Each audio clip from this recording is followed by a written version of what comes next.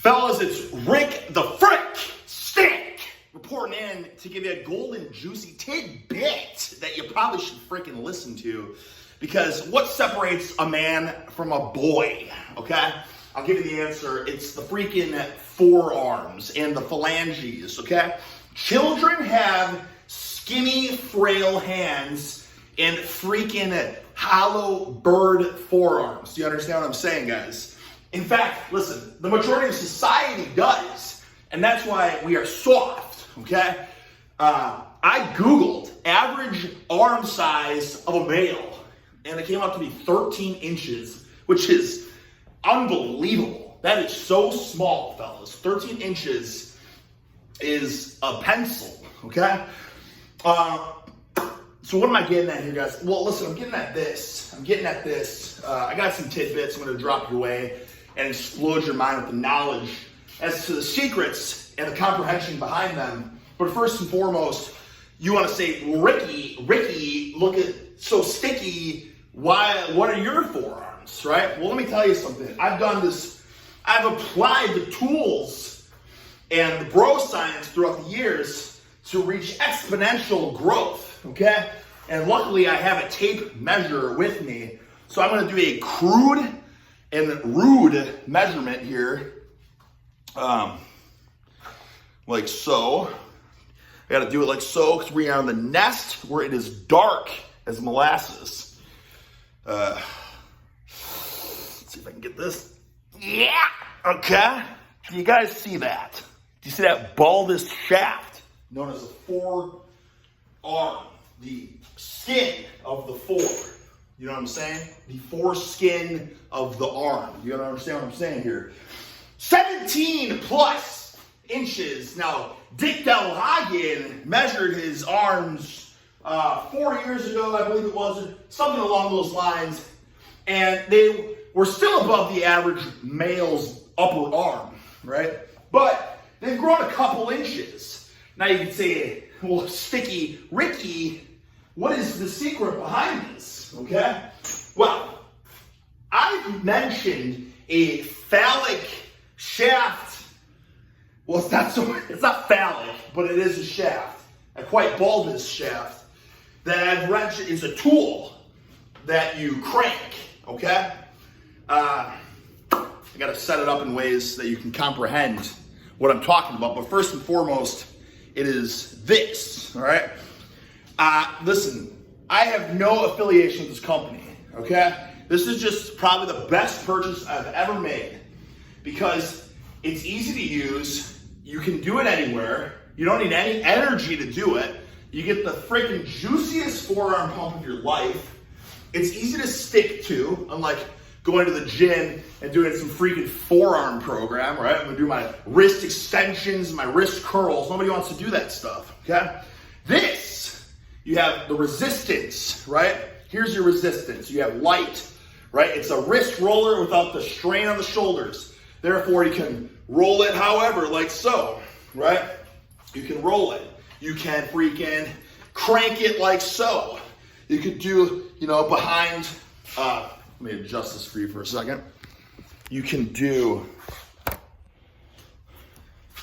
you know what I'm saying? You can do the screwdriver grip. You can do behind the back, right? You can do the Jefferson crank. You know what I'm talking about? Oh my God! Wow. All right. Wow. That's why I don't lift in the nest right now. Okay? We're 4 months post-surgery. We're still recovering. All right? This place is a death hazard. But anyways, okay. This is the Sidewinder Extreme. This is very poor lighting in here. Sidewinder Extreme sportgrips.com. Listen, I have no affiliation. Again, I'm not getting any. I'm not endorsed by any companies. In fact, I've had companies reach out to me that want to sponsor me, endorsements, things of that sort. And I said, no, I'm not interested because A, I don't want to do that because then I have to shill stuff, right? Especially if I don't believe in it. Now, the funny thing is, for instance, one of these companies was Iron Bull, which I actually use their Iron Bull Strength, ultra mega phallic fat grips, right? But still, I don't want to do business like that because then stuff just becomes disingenuous. You know what I'm talking about? I would rather just pay the money for whatever it is. If I like it, I'll talk about it. If I don't like it, I throw it away, right? One time, many years ago, a company said, hey, would you accept this product? And I'd talk about it. And I got it, and I used it, and I said, wow, this product sucks, okay? So I was like, I shouldn't have accepted it, you know what I mean? So a lot of times, I don't work with any of these companies, okay? So that the rant is over. By all means, don't buy it. Don't buy it, right? Because that means more juicy forearm gains for me. But like, fellas, between doing this wrist roller, like just, 5-10 minutes a day, you can do it. But also, guys, listen, here's another thing too. Because those things aren't cheap. It's, anywhere between $150 to $200, depending on the model you get. So I can just demonstrate something else you can do right here. Luckily, I have a band right here. All right, just dripping buckets of sweat in the garage.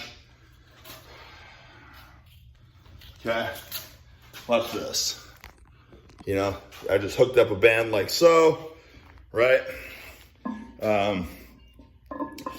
This is the worst bar I could use, this easy curl bar. There's no space on it, but I'm just trying to make my point ultimately, and you could, whatever, loading pin, anything, any sort of resistance your heart desires.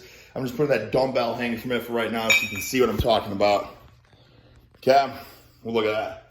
And then,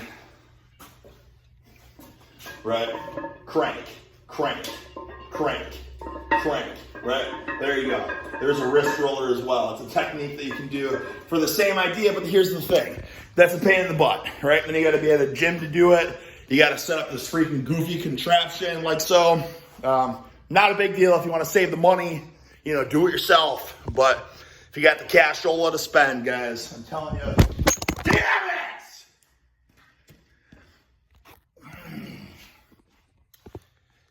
You got the cashola to spend, I'm telling you guys. But I would rather just crank this sucker, you know what I'm saying? So that's what I've been doing.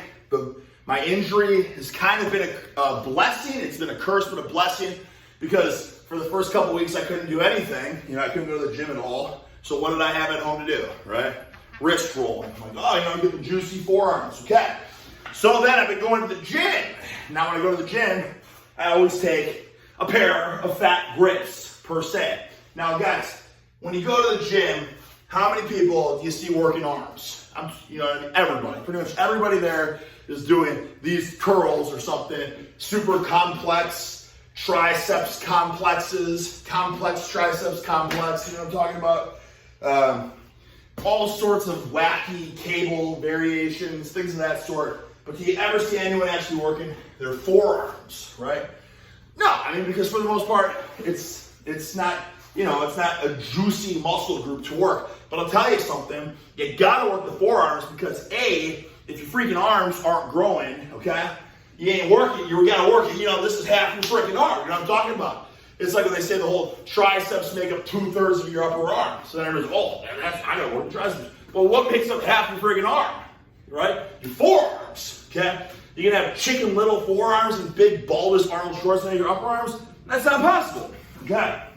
So, that's the easiest thing, guys. Listen, what I like to do when I go to the gym, I will put some fat grips on like the triceps rope, and I'll do some push downs because they're light and easy. I get everything warmed up. It's very easy in the grip, but it's still working the grip. I'll do some hammer curls with the rope, right?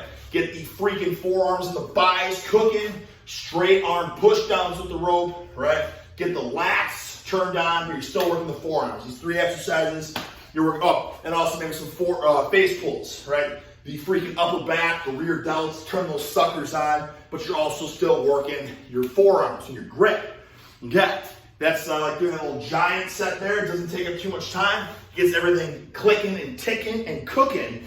Now, from there, what else do I like to do with these puppies? Well, lateral raises, you're never gonna go too heavy with. So I always put these fat grips on for lateral raises. The fat grips don't even affect the lateral raise. Basically, like, this is the hardest part to hold a dumbbell with fat grips on, right? So you're getting that double, triple schwammy, you know what I'm talking about? You're working them juicy delts, traps, but you're working them forearms as well. You're getting everything clicking and ticking, you know what I'm saying? Okay? Now, if you feel like your grip is killing you, well then by all means take them off, but at least you've done your warm-up sets with the fat grips. Why wouldn't you use the fat grips for your warm-up sets when the weight's so light? Now, that is a no-brainer. But let me tell you something, guys. Fat grips with curls, I guarantee the majority of people tried it out, because fat grips were, you know, and I'm not talking about just the company in general, but I'm talking about the fat grip, you know, rubber phallic shaft that you slap on the bell. You know what I'm talking about? The protect, yeah, you know what I'm saying? Those were really popular like 10 years ago because they were like, oh, science proves fat, phallic, thick object in your hand increases activation, right? You know what I'm saying? So people were using it, they were all about it for years, and then everyone probably gave up because nobody could stick to anything. Nobody has the guts to push through what's hard to reap the rewards. You know what I'm saying? So I'll tell you something right now.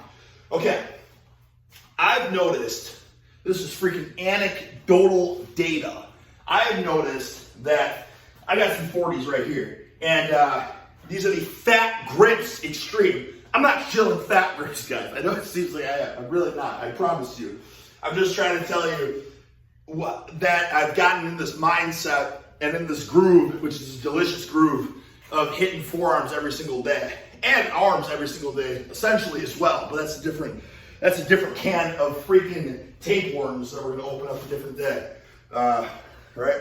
And I say tapeworm because it's gonna infest your mind and your body, and then you too will be get the viral overload of you know, working limbs every day. Anyways. You know what I'm saying? All right, but let's just say these Fat Grips Extreme. These are big, fat soda can grips, okay? You know what I'm talking about here, guys?